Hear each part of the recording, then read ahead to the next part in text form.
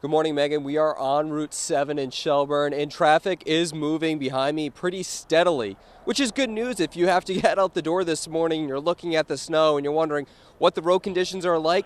The roads are covered with snow. The trucks have made their passes on through, but just remember, those V-Tran trucks, they need about almost 2 hours to make a complete round trip. Bernie, it is 10:34. If you look behind me up above, teachers are still up there in their mediation session. The school board is on the first floor. Now, not too long ago, the mediator actually walked by the media. I asked her for an update. She said no comment. Bernie, right now, as you can see, Vermont State Police's mobile crime unit is here, still collecting evidence at the scene. They've been here for about 2.5 hours. They're inside the apartment where this deadly attack began. Photojournalist Jessica Gullbrand visited Milton to see how the community is dealing 4 days later. Today we've still been picking up trees, cutting trees offline, getting wire up in the air, fixing broken poles, basically trying to get everybody's power on. Right now we're dealing with single customers, a lot of labor, and only getting 1 or 2 customers on at a time because of the damage. We've been starting at 5:30 and get done between 10 and 10:30. We're hoping that tomorrow, at the latest, that everybody will have their power back. This is the most damage in the 20 years I've been here that we've had in the St. Albans district, which is considered Milton, Fairfax, that whole area. As widespread as has been, and as much pole damage and wire damage. This is probably the largest one we've had. The last time I looked at the computer, it said about 514 in this district, 1,500 company-wide. We do have a lot of help right now. We've got some people from Canada. I met a crew from Maryland yesterday. So any help we can get at this point, we're taking it.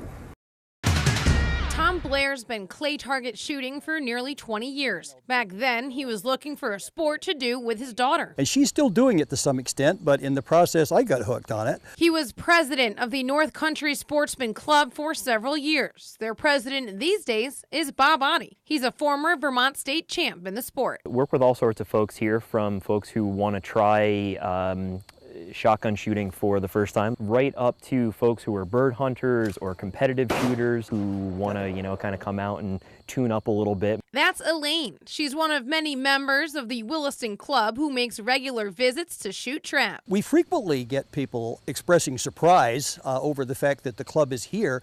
And it's like, wow, I've lived here for 20 years. I didn't know this thing was here. She's also a Darren Aaron fan. Fox News 40.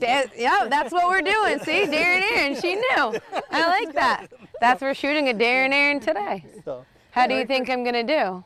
Well, I hope. I like your faith. Before we tested my skills out on the course, Tom, who's certified as both a shotgun and sporting clay instructor, taught me about everything from the different types of guns. This is referred to as a hinge gun or a break-open gun for obvious reasons. To the ammunition. And of course, 3 basic safety rules. Gun safety. Number 1, always keep the gun pointed in a safe direction. How tall are you? 5'2", 5'1.5". From there, we found a gun to fit my frame. Ready to go break some. Let's do it. And Bob, Tom, and I made our way out to the course. It likely doesn't come as much of a surprise that I had a hard time hitting any targets on my first few tries. Shocker, I missed it. Tom even gave me an excuse for my struggles. We have an eye dominance issue. Which we'd solve by placing a piece of tape on my safety glasses over the center of my left eye. Is this a good look? Absolutely. The purpose is to obscure the view in your left eye just a little bit so that your right one takes over. The tape did the trick. I hit it like so good that time. No cheating. I was fully prepared to potentially cheat in this Darren Aaron and edit together like me shooting with you hitting, but I've done it myself. In fact, from there, I went on a bit of a run. Hey, you got the hat trick. Technically 3 in a row. 3 in a row. Yes. Yes. Pull. Hitting target after target. All right. Oh my God, I got both of them. Good job. That's 5 in a row I've hit. Yes, that's right. It is. Now that I'd gotten the hang of it, Tom mixed things up. From here, it's a slight left to right motion. Pull. I'd shoot from some of the different stations. Did I wait too long? Yes. Yes, you did. At least they know what I'm doing wrong. Watch the bird. A few I could handle. There you go. Oh, first try. You trimmed his tail feathers off. Trimmed his tail feathers off. I like that. Pull. Some of the others, not so much. Oh, that was bad. I knew it was going to be bad. Down to our final 2 bullets, we decided this would be the challenge's defining moment. Hit the pair, it's a success. Miss, and it's not. Pull. All right. Yeah! Hey, good job. I got the pair. What a good note to end on.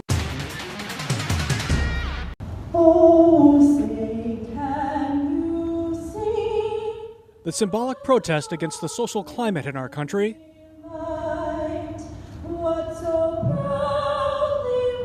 taking a knee during the national anthem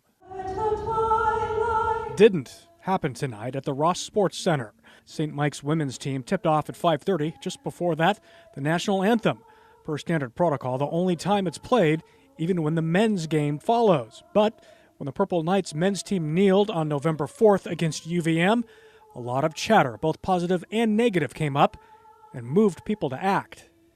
In solidarity with the members of the team. Yeah, our school's been through a little bit of a hassle with this whole taking a knee thing. After what's happened to the boys' basketball game, I felt it was important to come and support the women's game and to come and take a knee in solidarity with them. It also brought important discussion about our social climate in America today. There's been a lot of support and learning that's gone on from this, and our guys have met a couple times, but it definitely impacted everyone that was in this building, I would think. Coach Becker says the actions of the visiting team that night impacted his team as well. So much that his team is unified and open to discussion about issues of race in America. And that may be the whole point of these so-called protests.